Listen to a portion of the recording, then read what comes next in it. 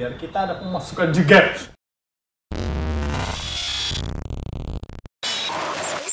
Kita lagi sponsor oleh KZ sih. Enggak, Pak. Dengan sponsor. Beli dong, sponsori. Beli, Pak. Oke, kali ini kita bahas filter. Dari kemarin-kemarin sih banyak yang Opening tanya. dulu, Pak. Bentar, Pak. Nah, itu tadi opening, Pak. Oh ya gitu ya. Oke, itu opening. Ya. Dari kemarin-kemarin ada yang nggak nanya sih. Kak, ada filter kamera nggak? Dia tanya balik tuh. Filter kan ada banyak. Filter itu filter ada apa gitu itu ya dijawab lagi filter yang untuk di lensa. banyak tuh. Filter di lensa kita harus jabarin satu-satu nih. Nah itu. Filter itu ada berapa? Kalau di lensa pada umumnya yang sering orang pakai. Oke, umumnya sih yang sering dipakai filter itu umumnya ada UV, oke, satu. ultraviolet, terus ada circular polylase, astaga. Kita bisa sebutnya CPL. Oke, CPL. Orang filter lebih CPL. seneng dengar CPL Nah, kayaknya. CPL itu yang apa? kedua. CPL, ya oke, CPL. Terus ada lagi? ND. ND, Nah, ya. ini agak gampang nyebutnya neutral density. Oke. Terus ada GND. GND. Nah. GND itu apa nih? GND itu gradual neutral density. Oke. Nah. Kalau boleh tahu keempatnya ini fungsinya ini masing-masing filter tuh untuk apa nih? Secara garis besar fungsi itu umumnya kalau misalnya UV, UV itu untuk reduksi sinar ultraviolet yang masuk. Oke, jadi kalau misalkan dari flare matahari atau flare dari lampu itu bisa direduce ya oleh dari flare UV-nya tersebut. Iya, bukan flare-nya sih. Sedikit mungkin bisa, kalau filter UV sedikit ngurangin flare bisa. Tapi yang lebih dikurangin itu kadang coating lensa nggak semua coating lensa bagus. Yes. Ya, jadi beberapa lensa itu ada yang ketika kena sinar matahari ngasilin di gambar itu ngasilin rona-rona ungu, biru. Oh, oke. Nah, Yang kita sebut biasanya CA.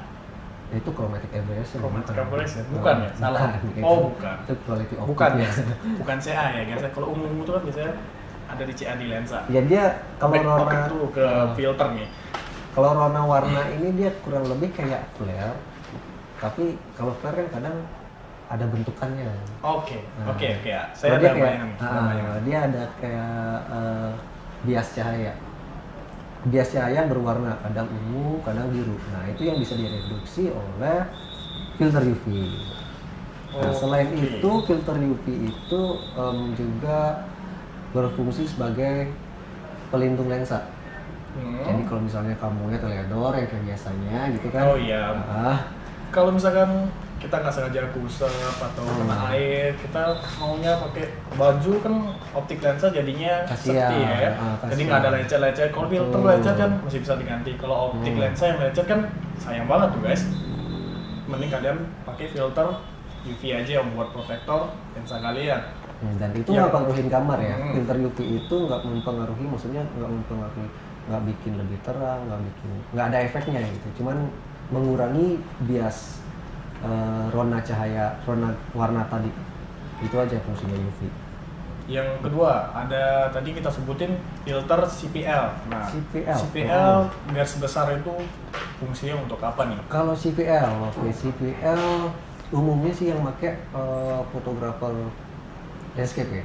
Landscape, Nah, betul. landscaper yang biasanya pakai. Jadi CPL ini dia adalah filter polarized. Jadi fungsinya dia itu mengurangi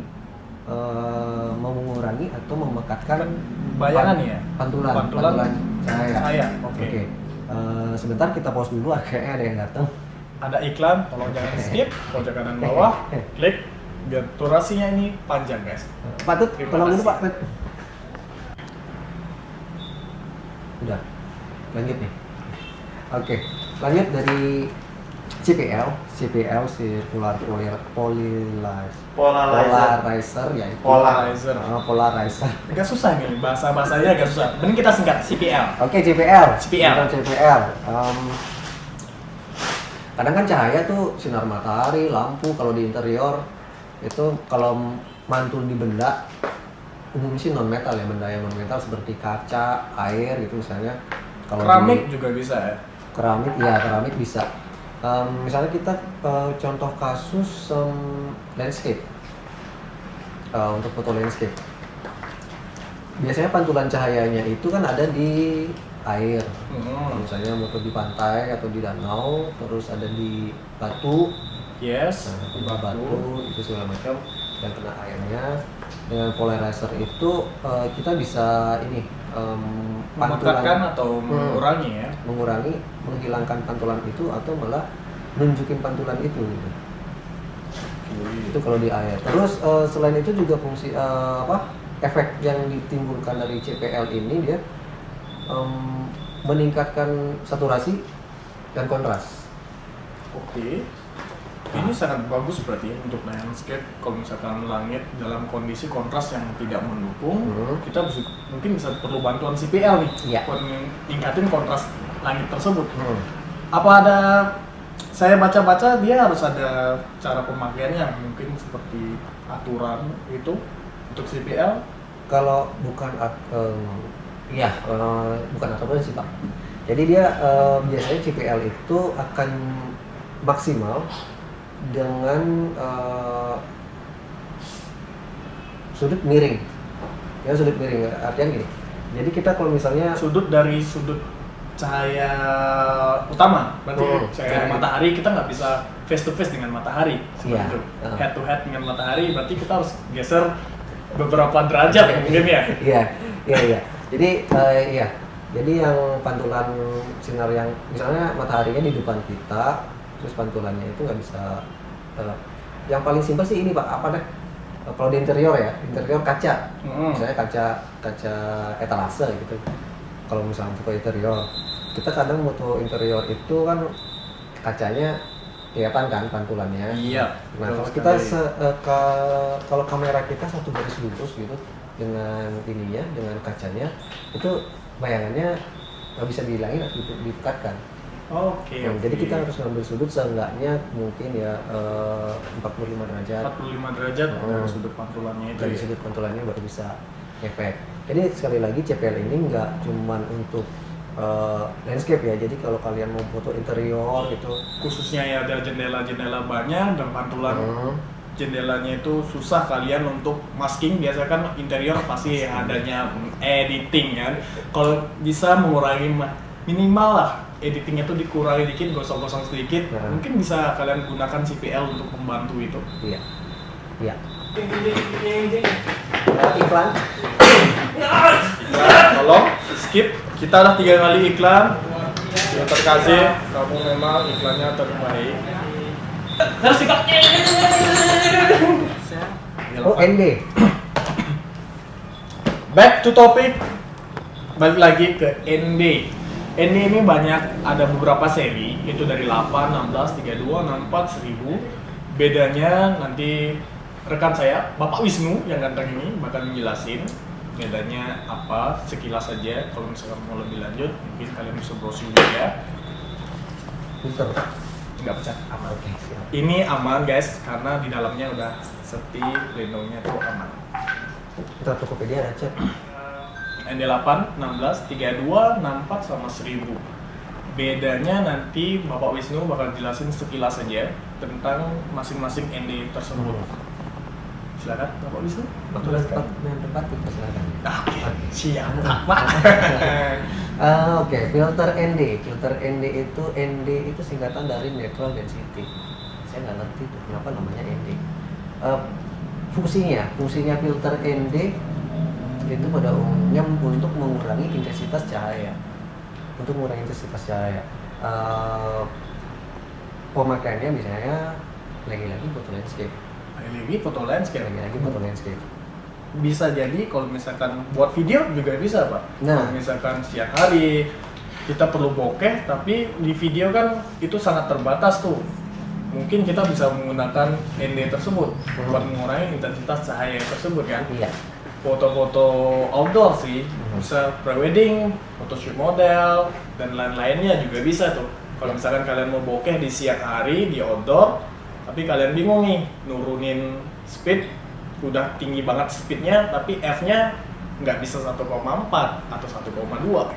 Jadi ISO udah 100 tetap aja tuh keterangan. Jadi kita butuh bantuan tuh ND mungkin ya. ND kan ada macam-macam, 8, 16, 32 sampai 1000 itu tingkat kepekatannya di sini. Oke. Nah, jadi makin tinggi angkanya, makin tinggi nilainya, dia semakin pekat atau semakin gelap. Berarti kalau misalkan foto-foto siang hari disarankan yang angka yang lebih gede berarti ya, biar kepekatannya tuh makin pekat. Jadi settingan kita bisa agak berubah dikit tuh. Misalnya siang hari, tapi kita pengen foto yang airnya kelihatan halus, awannya kelihatan halus. Model-model kapas berarti ini Pak. Kapas, iya kalau kapas kapas kan halus sih. Kalau kapas yang mana nih yang kasih? Nggak ada Pak, nggak ada. Katanya yang itu yang itu merah. Sensor Pak. Sensor. Nggak boleh Pak. Oke, itu kapas. Kita bahas filter. Jadi kalau di foto landscape kita mau bikin airnya biar airnya, pergerakan airnya kelihatan halus, pergerakan awannya juga kelihatan halus. Itu di siang hari mungkin kita harus pakai, kita bisa pakai ND 1000. Oke. Yang lebih gelap. Yang lebih gelap berarti. Jadi tergantung cuacanya juga sih, tergantung lingkungannya. Oke, berarti pemilihan filternya itu tergantung kebutuhanmu, lensa equipment sama cahayanya ya guys. Jadi kalian kalau minta rekomendasi dari kami boleh langsung aja nanti kontak ke kita ya. Nanti kita konsultasikan lebih lanjut lewat chat aja. Perlunya apa, filter yang perlukan itu yang bagaimana hasilnya bisa dikonsultasikan nanti. Lanjut ada sebentar. Ada yang seru lagi dari ND ini Pak. Misalnya kita pakai ND 1000. Oke. Biasanya kalau kita mau bikin cityscape di siang hari, tapi kan jalan biasanya ramai tuh. Betul. Nah, kita pengen biar suasananya itu sepi. Oke.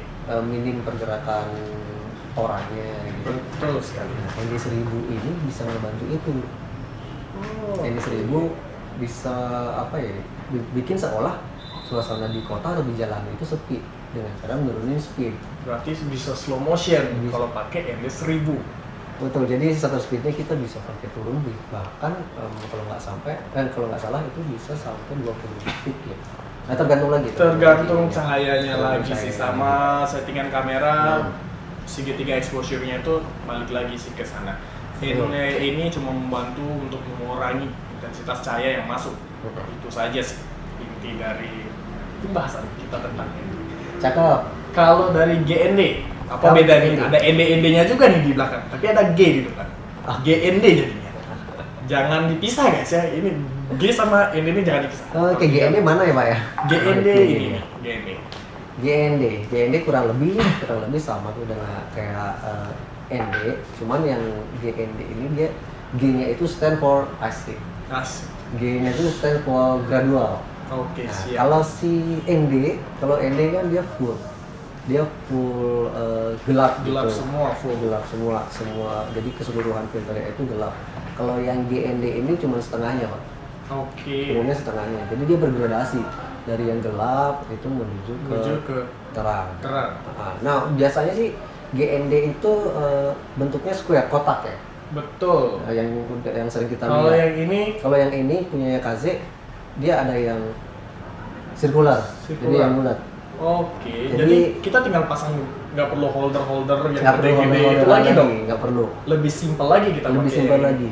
Bahkan ini ada yang size thread filternya itu yang paling kecil 40,5. 40,5. Sudah ada. Wow. Kalau dulu mas saya beli tidak ada Pak. Susah nyarinya Pak. 52 ke bawah itu udah nggak ada Pak. Sekarang udah ada. Jadi kalian pakai lensa apapun dari ukurannya 40,5 sampai 82 mm itu sangat gampang ya dicari. Kalian bisa order ke kita juga. Kita juga size-nya semua kita ada dari UV, ND, CPL dan GND kita juga ada. Jadi kalau misalkan kalian mau order, nanti kita ada di link di bawahnya ya. Tolong bisa diklik atau lihat-lihat dulu. Iya, lihat aja di situ. Nah, biasanya yang 40,5 itu kan lensa kit. Betul. Nah, dengan bantuan filter, kita cukup pakai lensa kit pun udah bisa bikin gravitas yang lebih dengan bantuan CPL, ND, atau bahkan dengan GND. Gitu Pak. Oke. Ya, untuk saat ini itu saja yang bisa kami sampaikan atau sharing dengan kalian semua, penonton kami yang setia. Kalau misalkan ada pertanyaan atau info lebih lanjut, mungkin kalian bisa komen di bawah atau kontak person kita, nanti kita taruh di link deskripsi, atau like fanspage Facebook Sriwijaya Kamera dan follow IG Sriwijaya Kamera Denpasar. Nanti kita update produk-produk terbaru di sana. Terima kasih sudah menonton video ini. Bye bye. Bye.